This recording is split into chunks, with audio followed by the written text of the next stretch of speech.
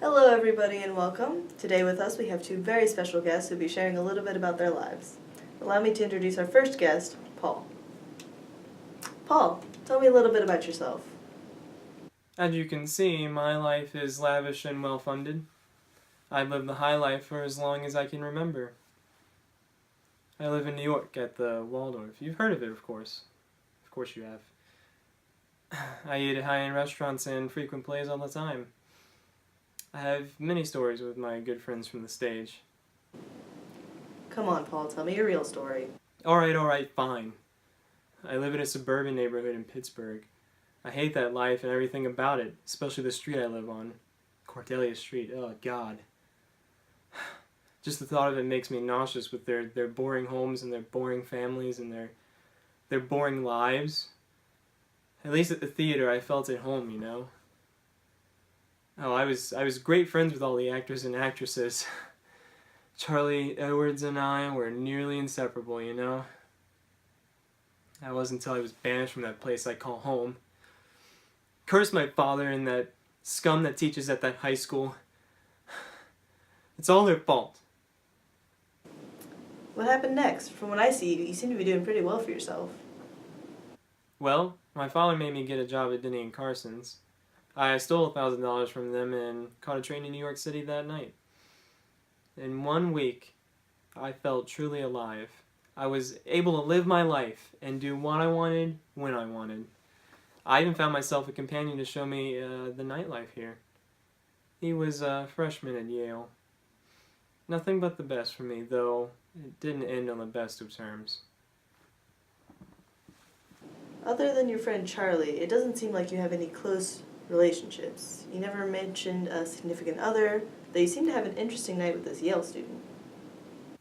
Yes, well, we took on that night and did not return until the next morning at around 7 a.m.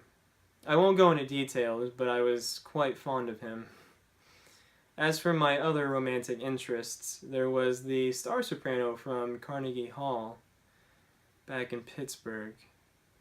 I'm not sure if what I felt was attraction or envy, but after a show one night I followed her back to her hotel and dreamed of living her life of luxury.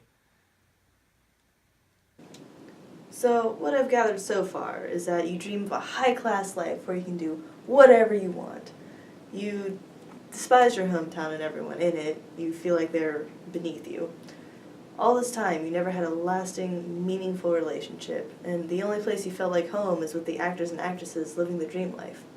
You will do whatever it takes to get the life you want. My question, though, is how do you think this will end?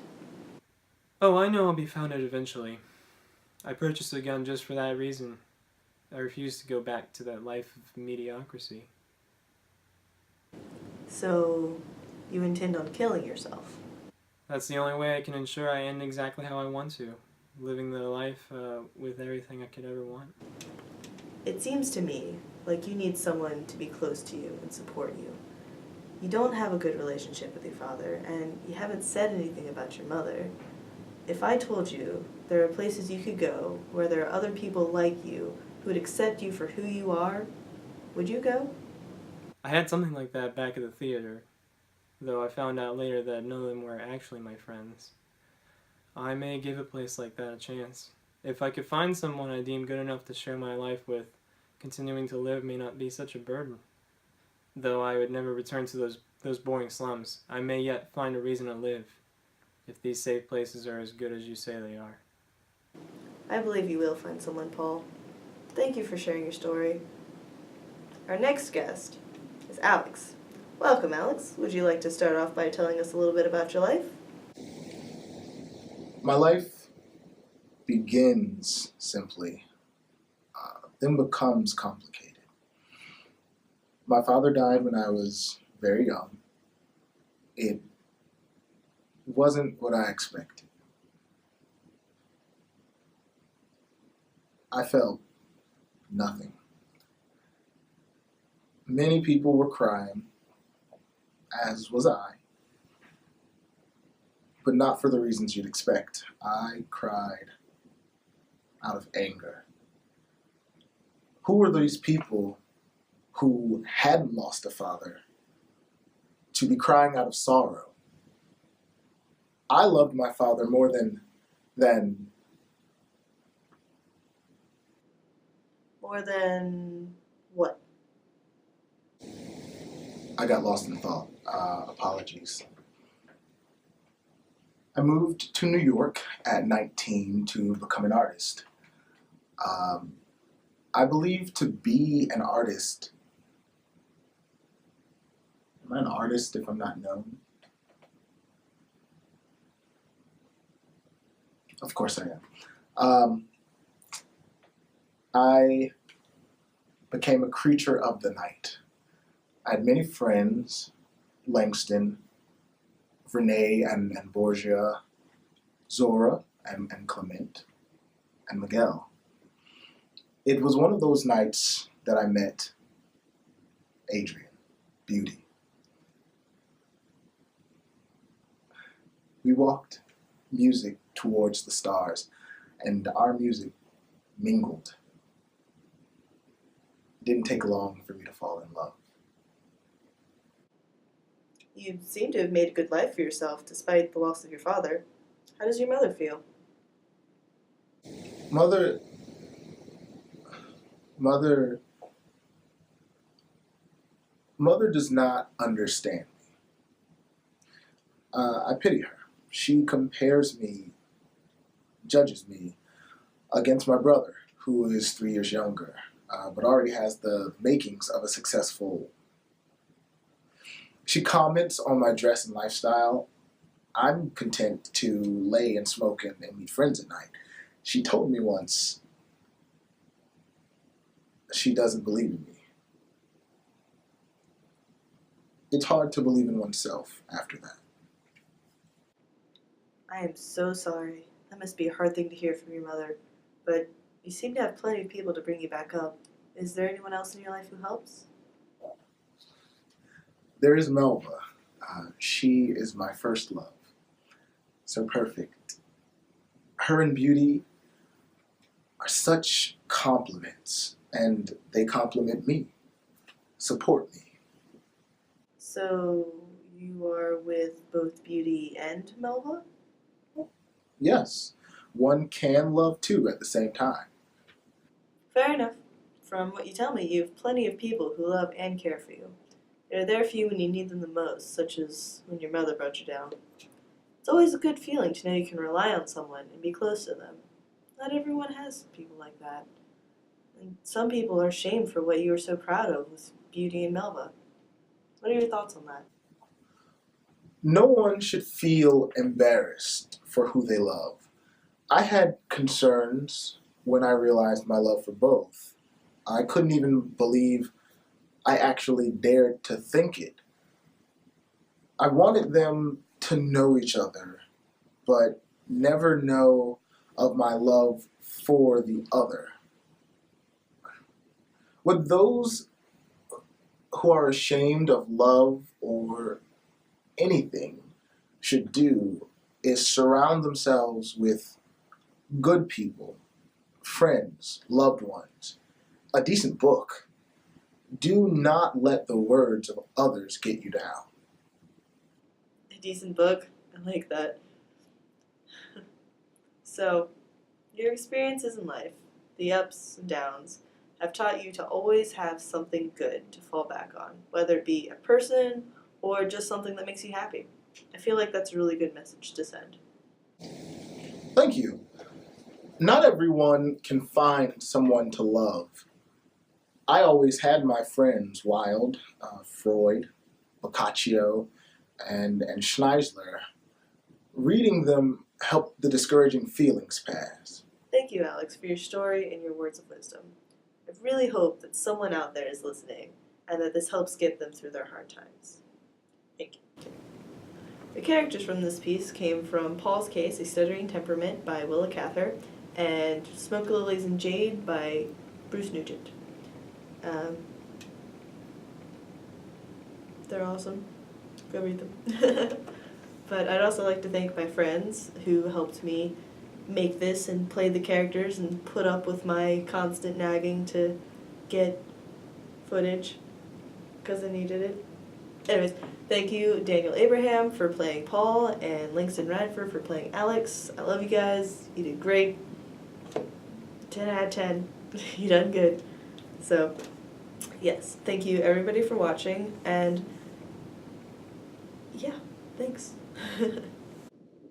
I think the point of what I was trying to get across was back in these days, I know Paul's case was in the early 1900s, and Lilies and Jade, that was like mid 1900s. There weren't a whole lot of options for people who weren't normal. In Alex's case, he is a bisexual colored man who just doesn't really care. Like, he has his support, he has his friends, he has whatever he could want. Kind of. He doesn't have his mother's support, but you know, he brings himself up. He has his friends and his books, and he has beauty, and he has Melva, and he has anything he could need to not let it get to him, how the world is trying to keep him down. And in his story, it actually doesn't even seem like he's being oppressed or anything. He just talks about beauty and Melva and the dream he had about them. And that's like his life with going to clubs and his friends. That's nothing really seems bad about his story. But Paul's case, Paul is a very antisocial, almost depressed person because he just cannot stand his life and where he's living. So he runs away. That's what most kids do, but he's 19. So he steals money, runs away, and lives the life he wants to live, which, you know, can't do this day and age, but back in the early 1900s, $1,000 gets you anything you want. But Paul never really had a lot of support. His father was always comparing him to his family and to his neighbors and saying, why aren't you like this? Why don't you have a family? Why don't you have a job that, you know, pays for your family that you're trying to start? But Paul never wanted any of that. He was an outcast. And what I was trying to get across with this whole shebang I got going on was that if Paul did have some kind of support, if Paul had friends or a way to get out of his life, not necessarily all of his life, but to get out of this town for a little bit, like have a support group, have a group of friends that actually cared about him. Because his theater friends really, they laugh at him, they joke, and they're like, oh, he says he'd hang out with us? Nonsense, we don't know this fella, he's nothing to bear. But yeah, so I feel like if Paul had something like we have now with the LGBT centers, and there's a neat video called Intersection, and it's all about just support groups and bringing people together and finding common ground with people. I feel like if he had something like that, he would have led a longer life, and he would have actually maybe enjoyed life, and that's kind of what I was trying to get across, was that different people handle things different ways. And in Paul's case, he wasn't able to let out all of his pent-up emotions. While in Alex's case, he just let everything out. Except, well, there's a few things that kept himself. But, you know, like, he had an outlet. I feel like if Paul had an outlet, he wouldn't have killed himself. He would have led a better life. He may not have resented his father and his house and his family so much. Stuff like that. So, yeah. I just, again, thank you guys so much for watching. I really appreciate it. And thanks to my friends who helped me. Thanks to the authors who wrote the stuff. Thanks to my teacher for assigning the project that made me want to do this in the first place. Yeah, but just thank you everybody for watching. Hope you at least enjoyed it. I don't know how long it's going to be. I only have 2 interviews, but this is probably going on a long time. But yeah, so just great big thank you, and I'll give you all a hug. Goodbye. You're great. All right. Let's get this started. Let me show you down. At least in the theater, I felt at home. Theater. Theater? It's a theater. Theater with a feet. Like feet theater? I don't know. I'm sorry. Okay, I'm gonna get serious. Like, I'm a serious actor. Like, Are you? yes. Hello, everybody. I have nothing after that. To show me the nightlife. Did they bang? Is that what it is? Is he... Because in the story he's not explicitly gay, but you make it seem like... Or I just made it seem like that he's very gay. After a show one night, I followed her... Her? Oh, is he bi? It's so hard to read. You could see what I'm trying to deal with. It's awful. Oh. Give me some pop in there. I'm gone. Oh, I'm sorry. I got lost in I'm thought. gone. I moved to New York at 19 to become an artist. I think I'm an artist. Like, is you a fucking artist if ain't nobody know who you is? You damn right I'm an artist. Anyway, so me and my friends was here in the city every night. Llangston, Renee, Bourgeois. Then I met this fine chump named Booty. Adrian. Bitch was fine as hell. And you know, he liked to turn up like that. Nigga was real musical. And then his music and my music. Yes. I think we got it. Yes, well, I won't go into details, but... I can have my cake and eat somebody else's cake too. Like, all the cake is mine. The whole cake is mine. All of it. And the ice cream. They're there for you. Better. Set phasers to stop. Garage opening?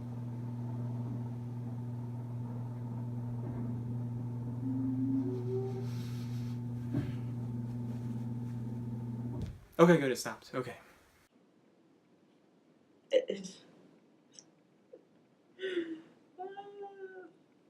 That's how mine is too. We have the same phone. Do we? Oh, we do have HTC. Curse my father in that...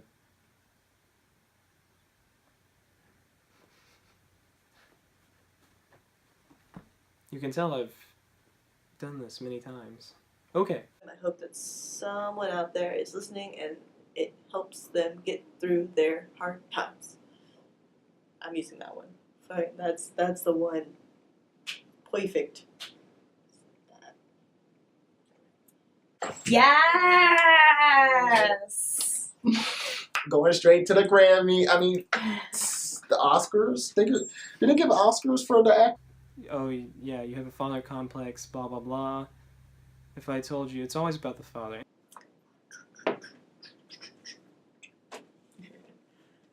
Let me tell you, her and Booty,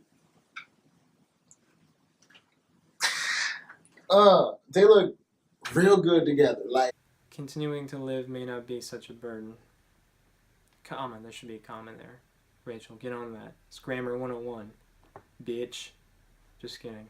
or even read a damn book. Like, damn, I know y'all dropped out in the 5th grade, but you can still read a picture book.